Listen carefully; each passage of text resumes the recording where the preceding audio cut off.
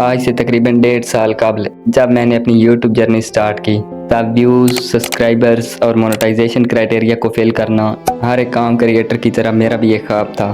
For the sake of my dreams I started work hard day and night, but these few mistake wasted my 1.5 years of my life. अगर आपकी भी growth zero है तो शायद ये चंद एक mistakes जो मैंने की थी वो आप भी कर रहे हों। और ये मिस्टेक्स कोई ऐसी वैसी नहीं है जैसे SEO हो गया, वॉइस ओवर या थंबनेल अच्छे बनाओ एक्सेट्रा।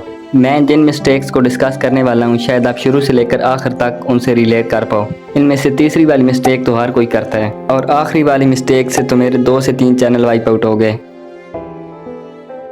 अब अगर सच में YouTube पर ग्रो करना है तो ये वीडियो आपके लिए गेम चेंजर साबित हो सकती है। Let's start with mistake number 1। एक नॉर्मल क्रिएटर की तरह जब मैंने भी अपना YouTube चैनल स्टार्ट किया तब मैं भी सुबह डेली उठता, वीडियो को शूट करता और उसे एडिट करके अपलोड कर देता लाइक ए नॉर्मल क्रिएटर। ऐसा करते करते ऑलमोस्ट मैंने 227 वीडियोस अपलोड कर दी। अब आप लोग गैस करो कि मैंने कितने सब्सक्राइबर्स गेन किए होंगे। जस्ट 225, यानी हर वीडियो के साथ ऑलमोस्ट सिंगल सब्सक्राइबर। अब इस सिचुएशन से आप में से कई लोग रिलेट कर पा रहे होंगे। इसके मेनली 2 ही फैक्टर्स होते हैं। Number 1, wrong topics. मैं अक्सर उस टॉपिक पर वीडियो अपलोड करता जो मेरे माइंड में आता, ना कि उस टॉपिक पर जिसमें व्यूअर इंटरेस्टेड होता।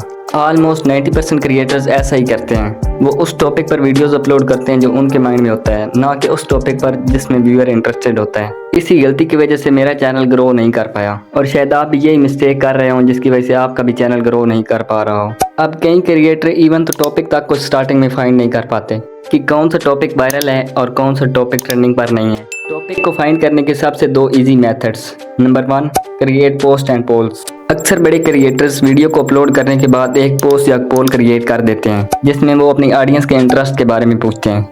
इसके बरक्स अगर देखा जाए तो नॉर्मल क्रिएटर्स कुछ इस तरह की पोस्ट क्रिएट कर देते हैं, भाई नई वीडियो आ गई ऐसे देख लो, या न्यू वीडियो अपलोडेड एक्सेट्रा। इसी एक गलती की वजह से एक नॉर्मल क्रिएटर ना तो अपनी ऑडियंस के इंटरेस्ट के बारे में जान सकता है और इससे बहुत सारे एक्स्ट्रा व्यूज भी मिस कर देता है। अगर आपने भी अपनी पोस्ट में वीडियो का लिंक ही शेयर करना है तो कुछ इस तरीके से करना।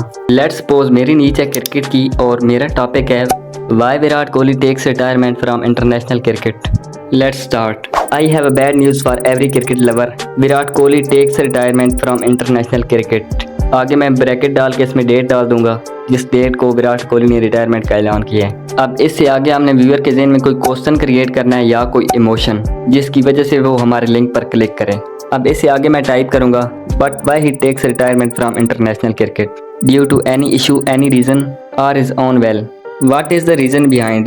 I uploaded a detailed video on this type of questions and answers. Click here. इसके आगे आपने अपनी वीडियो का लिंक डाल देना है। बट भाई हमारे चैनल पर तो कोई ऑडियंस है ही नहीं, तो हम किस तरह अपने टॉपिक को फाइंड करेंगे? अगर आप इस तरह की सिचुएशन से रिलेट कर पा रहे हो तो आपने ये वाला मेथड ट्राई करना है जो अभी मैं बताने वाला हूँ। Visiting channels. इसके लिए आपने अपनी नीड के अकॉर्डिंग चंद एक चैनल को सब्सक्राइब कर लेना है। अब इनके चैनल को विजिट करो और देखो किस वीडियो पर ज़्यादा व्यूज़ हैं दूसरी वीडियोस के निस्बत। बस अब वही आपका आइडिया है, उसी पर वर्क करना शुरू कर दो जितना जल्दी हो सके। बट शायद आप कभी टॉपिक फाइंड ही ना कर पाओ क्योंकि ऐसा ऑलरेडी मेरे साथ हो चुका है। यहीं पे आता है हमारा दूसरा मेन फैक्टर, रॉन्ग नीच। जब मैंने एक रोस्टिंग चैनल की वीडियो पर 42 मिलियन व्यूज़ देखे तो मैं अपने चैनल से डीमोटिवेट हो गया क्योंकि उसने सिर्फ 213 वीडियोस अपलोड की हुई थी और मैंने अभी तक 227 वीडियोस अपलोड करके 1000 सब्सक्राइबर भी नहीं हासिल किए थे। बस उसी दिन मैंने एक नया चैनल क्रिएट करने का सोचा और रोस्टिंग फील्ड में मैंने भी जंप कर दिया। और हकीकत यह थी कि मुझे रोस्टिंग के आर का भी नहीं पता था। 2 वीडियोस अपलोड करने के बाद ना मेरे पास कोई टॉपिक और ना ही सर्वाइव करने के लिए उस नीच में मेरे पास कोई आइडिया था। इस तरह की मिस्टेक आपने बिल्कुल नहीं करनी। अगर आप भी ऐसा करते हो तो कुछ देर बाद आपके पास भी ना कोई आइडिया होगा और ना ही कोई वीडियो का टॉपिक और आप भी मेरी तरह उस नीच में सर्वाइव बिल्कुल नहीं कर सकोगे। बट भाई हमारी वीडियो का आइडिया भी ठीक है, टॉपिक भी ठीक है, लेकिन फिर भी हमारे चैनल पर कोई व्यूज़ नहीं आ रहे, कोई सब्सक्राइबर नहीं आ रहे। तो भाई अभी रुक जाओ, अभी तक और भी मिस्टेक्स बाकी हैं। ये अभी तक हमने एक ही डिस्कस की है। Point number 2, poor packaging. अब पुअर पैकेजिंग का हरगिज़ ये मतलब नहीं कि तुम थंबनेल अच्छे बनाओ, प्रॉपर वीडियो का SEO करो एंड एक्सेट्रा। कई मरतबा बहुत अच्छे थंबनेल भी ज़्यादा CTR हासिल नहीं कर पाते और आए रोज़ कई यूजलेस फोटोज़ की CTR भी 10% से क्रॉस कर जाती है। अब ऐसा क्यों होता है? इसके 2 मेन फैक्टर हैं। Number 1, same title and thumbnail. अब एग्जांपल के लिए ये मेरे प्रीवियस चैनल का थंबनेल है जिसकी CTR 0.9% है। शौक ना, अब थंबनेल को गौर से देखो, ऊपर दो अलाइट मोशन के लोगो बुरी हालत में पड़े हुए हैं। कैपकट पर क्राउन टेक्स्ट में 3D एडिटिंग लिखा हुआ है, जिससे वाज़ह हो रहा है कि कैपकट एप्लीकेशन में मैंने 3D एडिटिंग की है। अब टाइटल को पढ़ो, 3D editing in CapCut top 9 techniques. What would be happen अगर यही टाइटल कुछ इस तरह का होता, CapCut is better than Alight Motion. I hope कि आप इस मिस्टेक को समझ गए होगे। ये इतनी बड़ी गलती है कि जिसकी वजह से एक बेटर से बेटर थंबनेल भी वर्क नहीं कर पाता। ऑलमोस्ट हर न्यू क्रिएटर टाइटल और थंबनेल को सेम ही रख देते हैं, जिसकी वजह से व्यूअर के माइंड में ना तो कोई क्वेश्चन और ना ही कोई इमोशन क्रिएट होता है। अगर ये दोनों चीज़ें व्यूअर के माइंड में ना क्रिएट हो तो वो कभी भी थंबनेल पर क्लिक नहीं करेगा। अब मैं आपको अपने प्रीवियस चैनल के थंबनेल दिखाता हूँ ताकि आपको अंदाज़ा हो सके कि ये कितनी बड़ी गलती है। Watch this and this. याद रखना कि एक थंबनेल पर व्यूअर तभी क्लिक करता है जब कोई क्वेश्चन या कोई इमोशन उसके माइंड में आता है। यह तभी पॉसिबल होता है जब आपका टाइटल और थंबनेल दोनों कुछ इस तरह के डिज़ाइन हो। अब अगर कोई व्यूअर मेरे वीडियो पर क्लिक कर भी देता तो मेरी वीडियो कुछ इस तरह की स्टार्ट होती। Hello everyone, in this video we will create this type of cool animation which is used in mainly documentary type video editing. Without wasting a time, open your Light Motion application and create a new project. अब कई लोगों को ये intro सही लग रहा होगा, but भाई ये गलत है। मैं आपको मिस्टेक्स बताता हूँ। Mistake number 1, speed. जब एक क्रिएटर शुरू में वॉइस रिकॉर्ड करता है तो वो बहुत ज़्यादा नर्वस होता है। अगर आप एक न्यू क्रिएटर हो तो आप इस सिचुएशन से रिलेट कर पा रहे होंगे। इवन कई मरतबा स्टार्टिंग में मैं वॉइस रिकॉर्ड करना शुरू ही नहीं कर पाता और कई मरतबा मैं बहुत ज़्यादा टेंस हो जाता।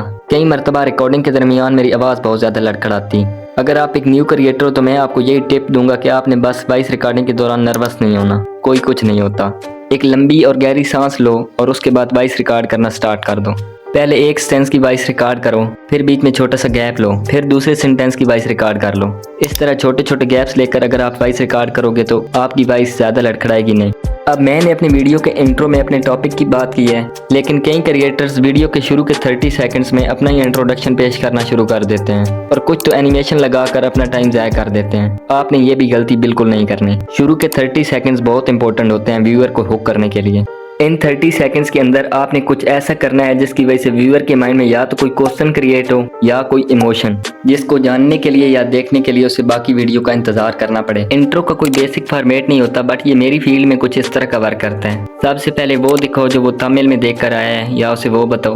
फिर जो गोल वो अचीव करना चाहता है उसमें आने वाली प्रॉब्लम को डिस्कस करो और फिर ऐसा जाहिर करो कि उन प्रॉब्लम्स का सलूशन आपके पास है और वो उसको आपकी वीडियो में मिल जाएगा। ये हर नीड के लिए डिफरेंट होता है। जैसे अगर आपका कोई क्रिकेट चैनल है तो जिस प्लेयर ने ज़्यादा विकेट्स या ज़्यादा रन्स बनाए होंगे उसकी बॉलिंग या बैटिंग की वो टाइमलाइन जिसमें वो अच्छा प्ले कर रहा था वो प्ले कर दो स्टार्टिंग में, ताकि व्यूअर को यकीन हो जाए कि जो वो देखने आया है वो आपके पास है। अब कंटेंट प्रोवाइड करने के बाद बारी आती है CTA की। CTA means call to action, यानी व्यूअर को या तो सब्सक्राइब करने का कहना, जो ज़्यादातर लोग कहते हैं, या एंड स्क्रीन की मदद से कोई दूसरी वीडियो को देखने का कहना। अब न्यू क्रिएटर कुछ एंडिंग पर ऐसा लगा देते हैं, थैंक्स फॉर वाचिंग या पार्ट 2 कमिंग सून एक्सेट्रा, कुछ इस तरह का, जो कि बहुत गलत है। अगर कोई व्यूअर आपकी वीडियो पूरे देखता है तो हाई चांस है कि वो आपके चैनल को सब्सक्राइब करें, बस आपने उसको याद दिलाना है।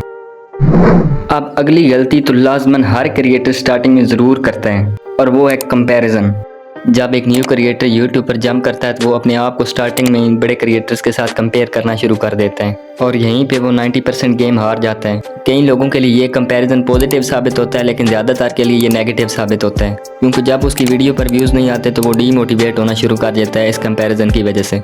ट्राई करना कि स्टार्टिंग में इस कंपैरिजन से बचना, क्योंकि ये बाद में आपके लिए डीमोटिवेशन का सबब बनता है। अगर किसी से कंपेयर करना भी है तो 2-3 साल की जर्नी के बाद खुद को किसी से कंपेयर करना। मैं इस सिचुएशन को ऑलरेडी हैंडल कर चुका हूँ। मैं आपको यही रिकमेंड करूंगा कि दूसरों जैसा बनने की बजाय अपनी जर्नी क्रिएट करने की सोचो। Also don't compare yourself with anyone. आप जो हो भाई वो बेस्ट हो। सबसे पहले अपनी नीड को सिलेक्ट करो, अपनी स्किल्स को शार्प करो, डेली अपने वीक पॉइंट्स को ढूंढो और उन्हें एरेडिकेट यानी ओवरथ्रू करने की कोशिश करो।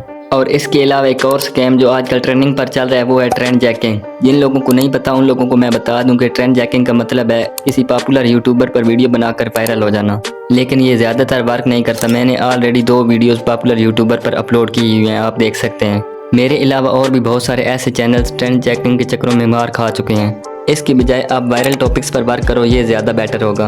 और वायरल टॉपिक्स को कैसे फाइंड करते हैं ये ऑलरेडी मैं डिस्कस कर चुका हूँ। अब एक लास्ट वाली मिस्टेक को डिस्कस कर लेते हैं जो कि है अनकंसिस्टेंसी। कई लोगों को लगता है कि कंसिस्टेंसी का मतलब है daily upload a video, but it's totally wrong. Consistency means regular discipline और steadiness, not means daily upload a video.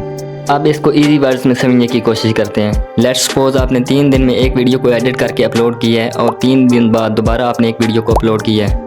अब अगर इसी डिसिप्लिन को आप लोग मेंटेन रखोगे तो ये कंसिस्टेंसी कहलाएगा। और इसके बरक्स आप एक दिन में एक वीडियो अपलोड करते हो, फिर एक हफ्ते बाद एक वीडियो अपलोड कर देते हो, फिर 2 दिन बाद एक वीडियो अपलोड कर देते हो, तो ये अनकंसिस्टेंसी कहलाता है।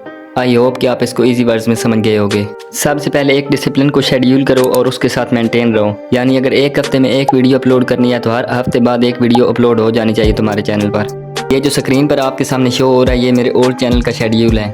अगर चाहो तो आप इसको कॉपी कर सकते हो। इसमें अगर आप शॉर्ट ना भी अपलोड करो तो भी चलेगा, अदरवाइज अपनी स्ट्रैटेजी खुद बनाओ किसी दूसरे को कॉपी करने के बजाय। Now at the end, main theme of this video, focus on viral topics not on trend jacking. It's totally scam. Design your title and thumbnail in such a way that it create a question or any emotion in the viewer mind. Focus on your intro, improve your video packaging, and at the end use CTA in positive way. Don't compare yourself with anyone. Make your own journey. Always remains constant. I hope आप लोगों को ये video पसंद आई होगी। अब आप अपनी आगे की जर्नी कमेंट्स बॉक्स में मेरे साथ शेयर कर सकते हो। मैं आपको आपकी प्रॉब्लम से ओवरथ्रू करने में आपकी हेल्प करूंगा। इस चैनल पर ऐसी वीडियोस अपलोड होती रहेंगी तो सब्सक्राइब कर लो। आप मिलते हैं अगली वीडियो में, तब तक के लिए बाय बाय।